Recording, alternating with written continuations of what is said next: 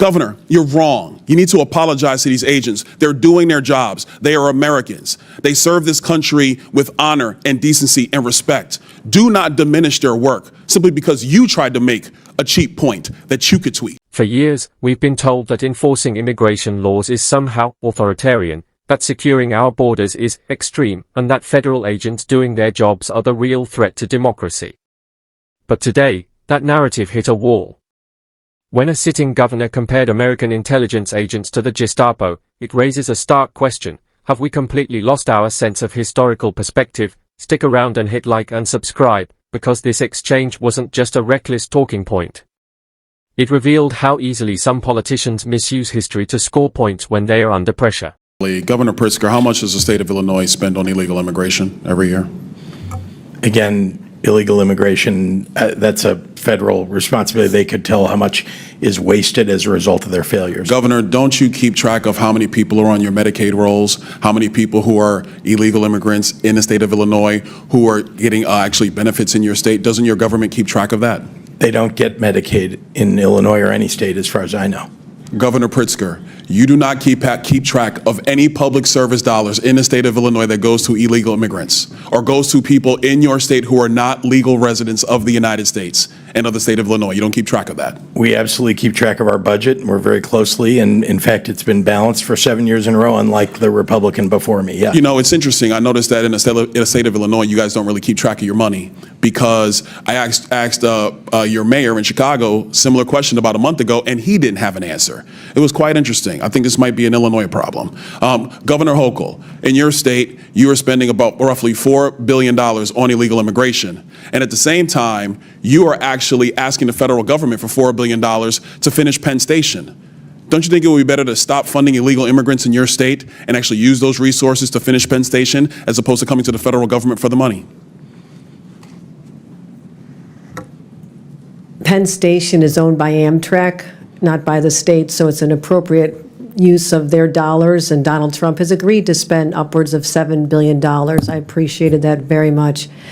What we spend on immigrants, the immigrants who are here hardworking to live a life and working on our farms and taking care of our parents in nursing homes and taking care of our children, they have been coming here for 400 years. And we don't keep track of individuals based on their status. We make sure that people have services so we don't end up with an unexpected. So essentially what you're telling me is that you keep no track of money that is going to people who are not legal in the United States, resources that are taken away from New Yorkers, resources that are taken away from Illinoisans. You guys do not keep track of any of this. You know what's really challenging is that many people came here with legal status. I mean, temporary protective status, 300,000. All of a sudden they wake up one day and it's gone. Do you go along with the strategy from the Biden administration, which massively expanded immigration protocols that overwhelmed your city and overwhelmed your state? Do you agree with that? We call for secure borders. We call for this body to I never do its remember job. You calling for secure borders at all, Governor Hochul. We certainly have. That we doesn't certainly sound have. like him to my memory. Many conversations I had with the White House. We asked for federal resources. I mean, you're putting a federal problem on our laps, and you know what? It gets old after a while. I wish you would just do your job. If your party actually would do the job of securing the nation the way President Trump has now had to do twice, we wouldn't be in this predicament. Wouldn't you agree? Do you agree or disagree that securing the nation's borders is the job of the President of the United States? President Trump has done that job twice now. Well, and previous Democrat presidents have not done that job. Wouldn't you agree with that?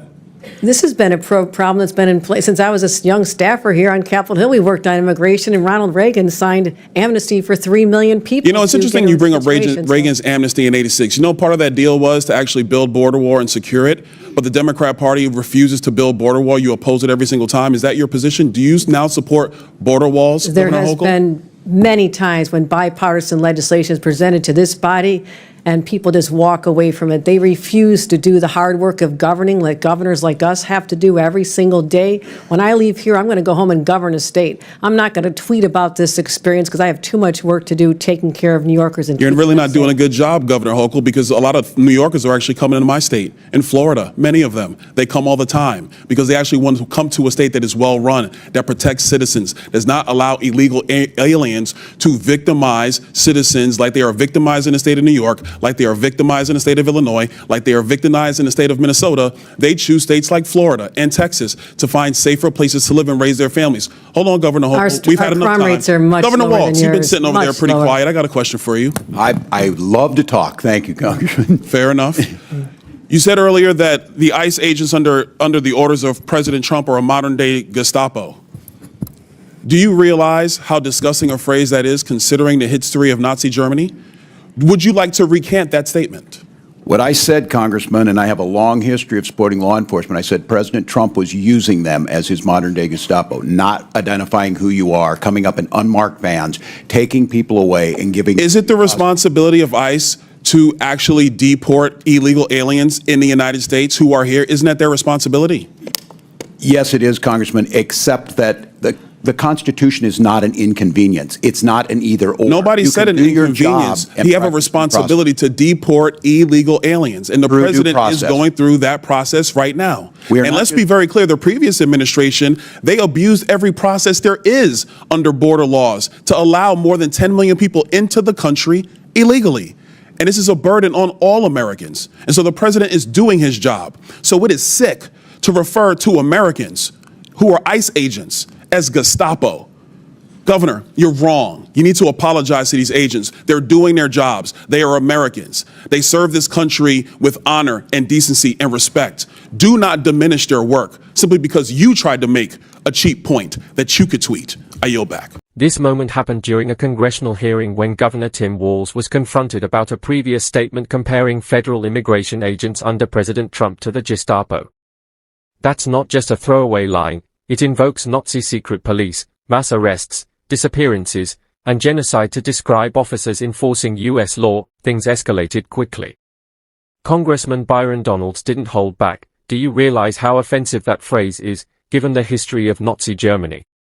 Walz didn't retract. Instead, he doubled down, claiming that ICE agents in unmarked vans deporting undocumented immigrants somehow mirror totalitarian secret police, and that's when Donalds delivered something rare in Washington: moral clarity. He reminded everyone of a simple truth: ICE's job is to deport illegal immigrants. That's not optional. That's not extremist. That's the law. Here's where Walz's argument falls apart. Factually, not politically, the Gestapo operated outside the law, without courts, without constitutional limits. ICE operates under federal statutes, judicial oversight, and constitutional constraints. They are opposites. When pressed, Walz pivoted to tone over substance, talking about process without explaining how deportation itself is unlawful. Then the congressman hit the line that matters: the Constitution is not an inconvenience. For years, border enforcement was ignored. Over 10 million illegal crossings occurred under the previous administration. Cities were overwhelmed.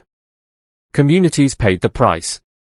Now, when the law is enforced again, the agents doing it are smeared. Calling ICE the Gestapo isn't advocacy, it's historical malpractice. Donalds ended it the only way you can, by demanding an apology, not for politics, but for Americans in uniform doing lawful work. This wasn't just a viral moment, it was a line in the sand, showing exactly who distorts history for cheap points and who stands up for the rule of law. If you want more unfiltered breakdowns like this, hit subscribe, because the media won't show you what you just watched.